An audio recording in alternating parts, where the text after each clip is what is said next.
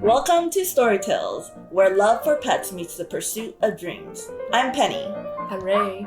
Here, we will be unleashing our passion for pets and share our thoughts and experiences as we journey through our lives as pet and business owners. Today we have a guest, Stanley Wu, and he would like to share how he became a cat lover from cat hater. Alrighty, let's dive in and make some positive waves. Hi, Penny. Hey Ray, who do we have here? Yeah, who are you? Introduce yourself, please. Hi, my name is Stanley Wu, and apparently I am a cat lover who turned from being a cat hater. Because you did. You hate cats. So, Stanley here is also Ray's Husband. exactly, and Ray, we all know, was a cat lover. Somehow converted this guy to love cats, right? So I think we want to kind of know a little bit more, like, why did you not like cats before? Yeah, why did you hate them? I think it's more about kind of the stereotypes of cats in general. They're not known to be a very good pet, or at least that's kind of what it was like growing up. We've always had dogs, and dogs, you know, everybody say dogs are man's best friend. Are you sure about that? That's what they say. So that's kind of the environment that I grew up in. Like, nobody really had cats. Cats were seen more as, pets or animals that didn't have owners would always be outside, and they're the ones kind of causing a lot of trouble. And so cats were never really seen very favorably within my family. But you don't think they are cute animals, like how they look?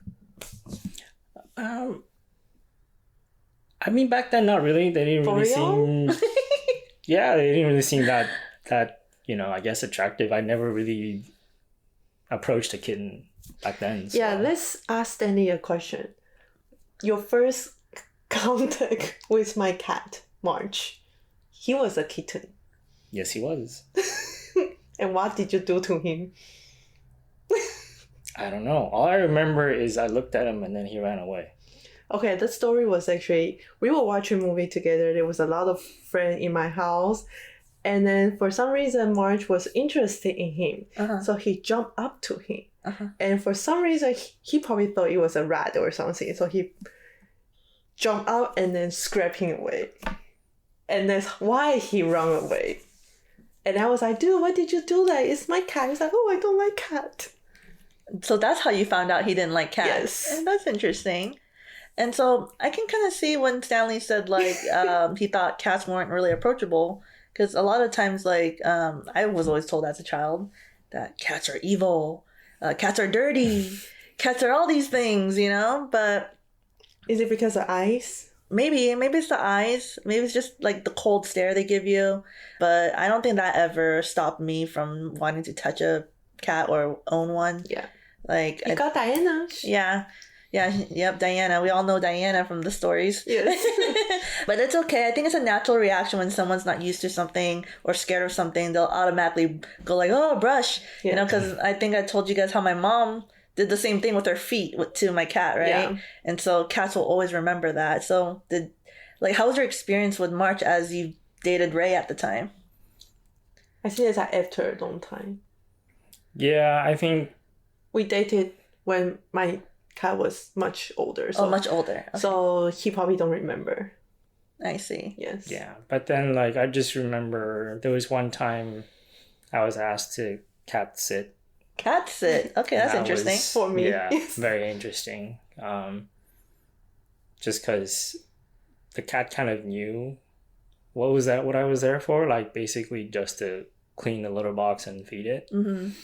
And the first few times, obviously it hasn't eaten in a while, so I would feed it first, and then I would go clean the litter box. And he was okay with that.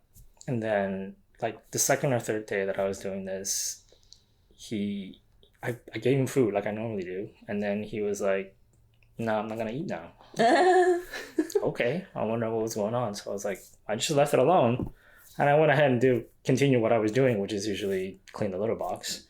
And as I was cleaning the litter box, I realized he was behind me and he was staring at me the whole time. He's just watching you, like, what are you doing? As I finished cleaning it up, and then I walked back towards where his food bowl was, he just very happily strolled along and started eating again. I'm like, oh, okay, you were just making sure that I was cleaning up your litter box. Okay. It's like a little boss. Yeah. I wonder where he got that from.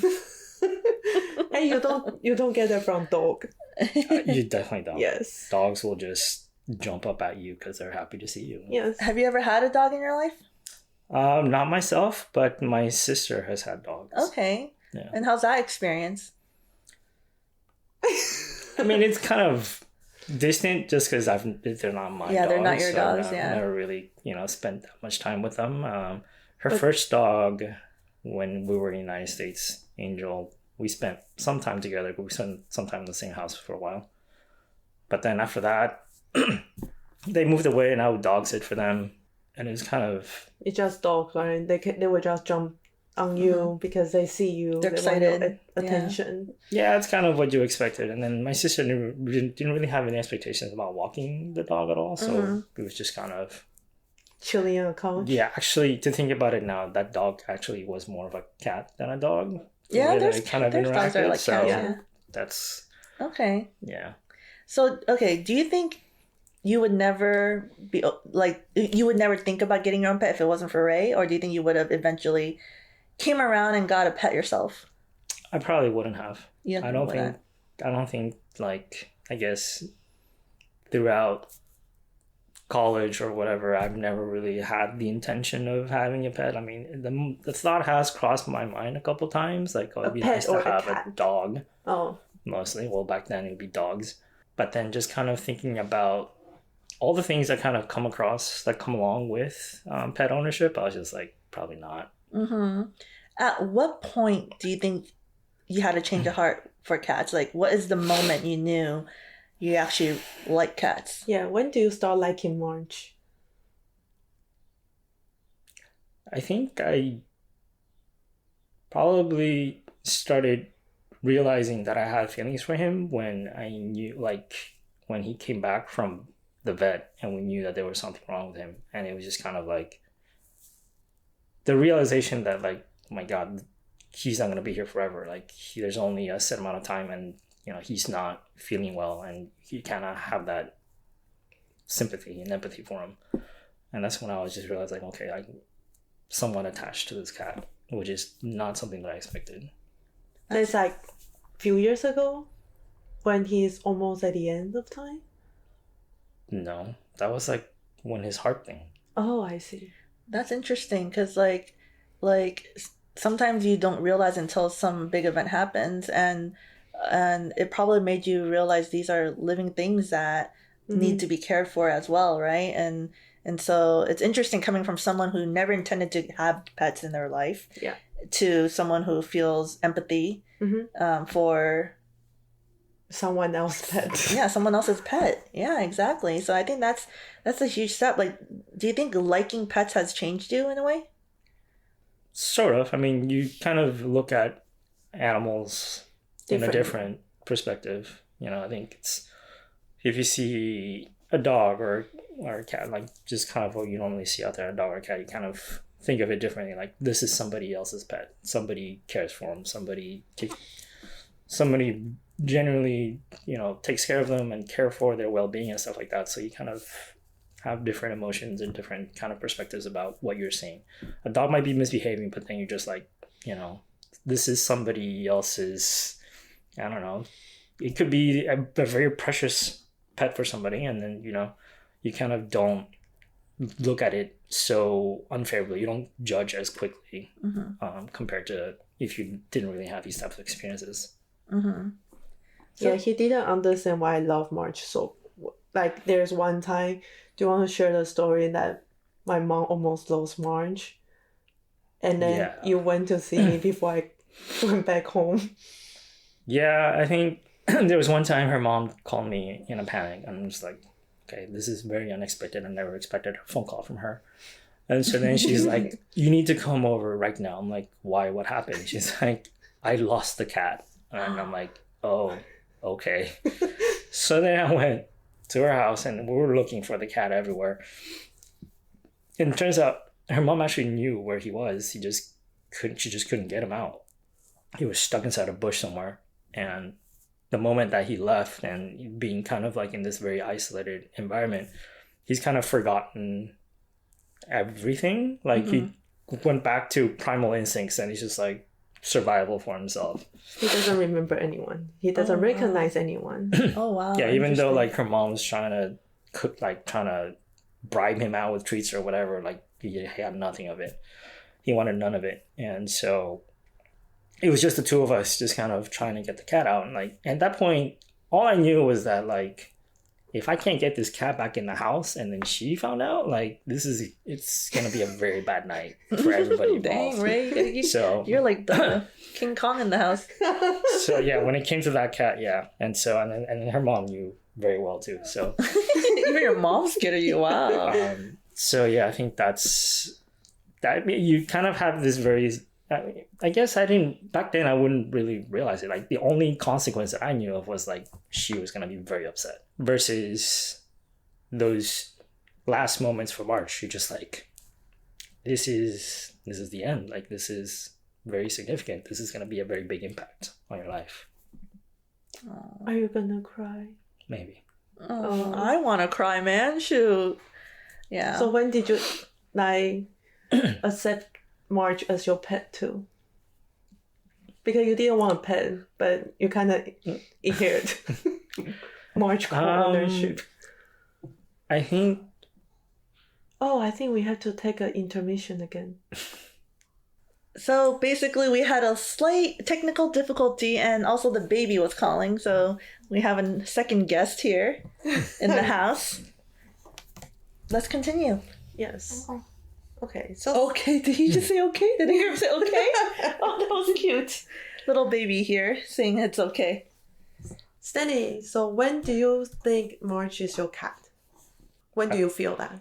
I don't think there was a point in time where it just clicked like, oh yeah, you are my cat, or like I made that decision. I think you just kind of not knowing when, but like it just kind of happens. Like you kind of slowly accept that you're going to be the one who takes care of it. You're the one getting up at 4 or 6 in the morning to feed him. You're the one changing the litter box. And so one day, sometime you just kind of wake up. You're like, okay, I'm the one doing this now. Like, you know, I guess you are my pet now.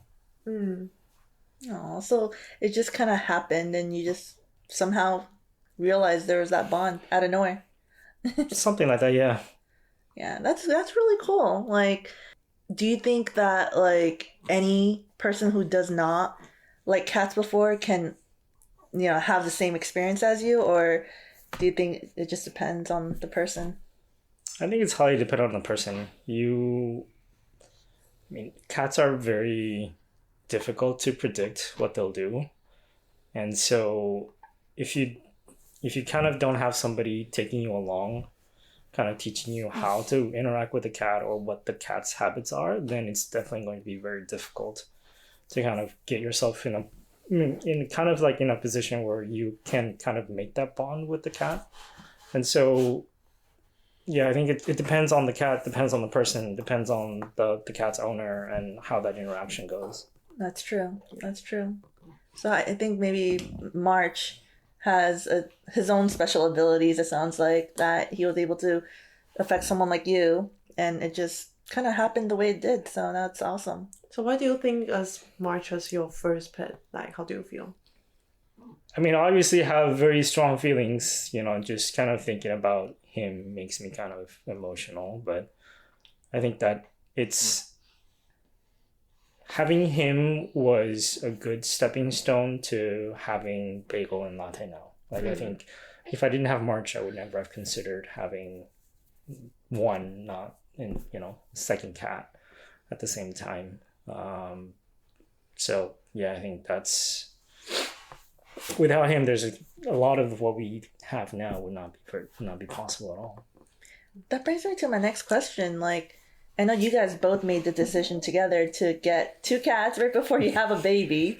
I mean, I don't know if you guys planned it all or whatnot, but how did that process go? Like, what made you decide, you know what, it's time to get not 1, but 2 cats? And, you know, what kind of led to that? I think for me, I was going to take my cues from Ray. I think that she was obviously more impacted by March leaving. And so I think in my mind, I mean, just kind of after having March, I've always kind of entertained the thought of what would it be like if I had a kitten, right? Because I entered March's life when he was an adult. I didn't get to experience the kitten life. Yeah, you met him when he was a kitten. 1 second. You hated him.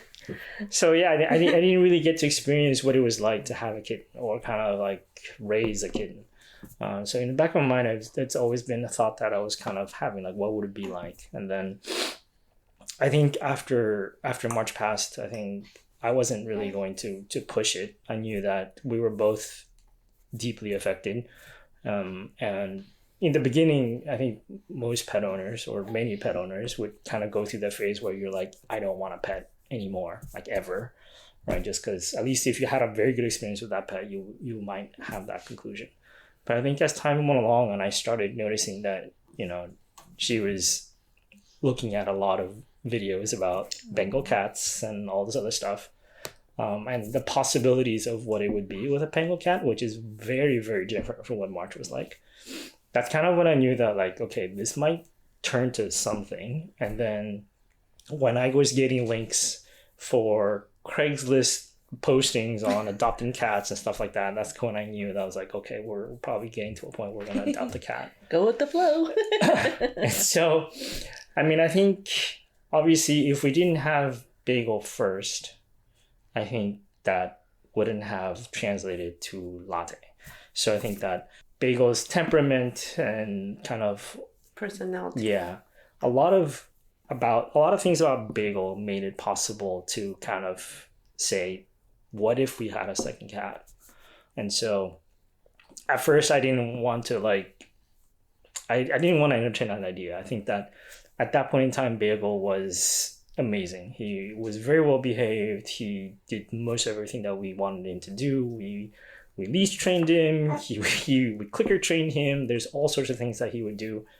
And for us at that point, he was kind of like the ideal cat. He's a perfect little cat. The only thing that would count against Bagel was that he's a very energetic cat. Mm-hmm. And he has so much energy. Which is a Bengal trait, right? Yes. And I think that, I don't know if it's a Bengal trait. I mean, obviously. It's more bagel thing. Oh, bagel trait. Okay. It's a bagel trait. But I think just kind of like in the beginning, right? I think from the kitten phase, you expect a kitten to have a lot of energy. I think Bagel just had a whole lot more than you would expect. Mm-hmm. So we were up from 11 o'clock, sometimes all the way up through midnight, past 1 o'clock, just playing with him to tire him out so that he doesn't. I think I remember you guys telling me about that. Yeah, yeah, I'm like, Daddy, I'm still awake because I need to play with the cat. Now you're awake playing with the baby. More like feeding the baby. Feeding the baby. So I think that's when we realized, okay, maybe we need to start considering, should we get a companion for Bagel? And then what would that possibility be like? Will we be getting a Bengal cat? Will we be getting a different breed? Like how far apart would we want them to be? And I think Latte came at I think he's very fortunate, not for him, but also for us as well. I think that's kind of when the stars align kind of moment happened. His photo was just too cute to kind of ignore. Oh, yeah, he is very cute. Yeah, I think the combination of, Bagel kind of leading him and then him wanting to be next to Bagel all the time made it so that, having two cats was a possibility and something that we can kind of continue having. But honestly, if our first cat was Latte, I think that we might have stopped there. Yeah, because it's good that Latte was more submissive towards Bagel, but if you have it the other way around, it might be harder for the original cat, right? Yeah, I can see that. That's pretty interesting. I feel like you guys got the best case scenario here. Yes, we are lucky. Yeah, that is true. And also we saved Latte from not good owner. Yeah, that's true. Yeah, you guys have, changed Latte's life, which is amazing. Yeah. I'm sure he shows his appreciation in his own ways. Is there anything else you would like to share that from your experience with March? I mean, I think going through what we went through with March definitely made us more conscious about what it meant to be a cat owner. Especially after he passed, and then we kind of thought back as to like what happened with him, what we used to do with him, if we were to get a cat, what we would want that cat's life to be like. And that's completely shaped how we've raised Latte and Bagel. That's it's the reason why we sought out a cat that could be leash trained. We sought out, and that's something that was a high priority for us. Like we wanted to be able to go out and walk with our cats. We want to be able to clicker train the cats, and we invested a lot of time into that with Bagel and Latte. Yeah, again, everything that has happened now is a lot of it is because of March. That's awesome. So here's another question. Because you say, it's almost like a trickle effect. Do you think you having pets has also prepared you guys to become parents in general? Nah. You don't think so? It's a whole other beast? Yeah, this is a whole different world.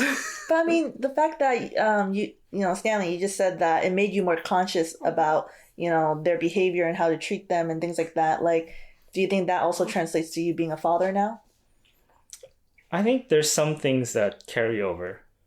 For sure, you kind of learn to try to you invest more time into learning things like body language and different types of patterns. Yes, body language. from like the cats, right? Because obviously that's the only way you can communicate with them, and so you kind of have to do the same thing with him, the baby, because he can't speak to you at this point. Yeah, he only cry. Yeah, and so it's kind of the same thing, right? When our cats are either they're displaying behaviors that are not their normal behaviors, or they're showing symptoms of illness, you kind of have to go through this detective work of trying to figure out what exactly is happening, and you kind of use that same type of skill set when it comes to him. Yeah, I always say, like, pets, cats or dogs, they're like forever in the infant stage. Yes. Like your baby's gonna grow up, but for pets, they're always in the infant stage, even until they're old, right? Yeah. You still always gotta play detective and figure out what they need. And that's awesome to hear. What do you think your baby's reaction will be to your cats? Like after, all the hard work of training all of them. Do you want to do another episode with us? How to deal with cat and baby as a Sure. I mean, it depends. Depends how this episode goes for you guys. Hey guys, we're gonna have a new episode. Yeah, maybe Stanley's not afraid of us and we'll come back. Yes. That's awesome. Well, thank you so much, Stanley. I think that was great insight to someone who didn't want anything to do with cats and now loves cats and even loved cats for his own kid, So I think that's awesome. Thank you, Stanley, for being with us. Yeah, and if you have questions for Stanley, we're happy to pass it along to him. So feel free to, comment, like our stuff, share with friends. And if you know someone who's a cat hater or a pet hater in general, share this episode. Yeah, exactly. Like maybe it'll change their minds. And if it doesn't, it's okay too. You still shared it. Good for us, right? And please rate us. Yeah. And give us a review and follow us on Instagram at OmniPet Club. Facebook, all the social channels. It's all on our website. You can find us there. Yes. And so until next time, thank you all. Thank you. Bye-bye. Bye. Bye.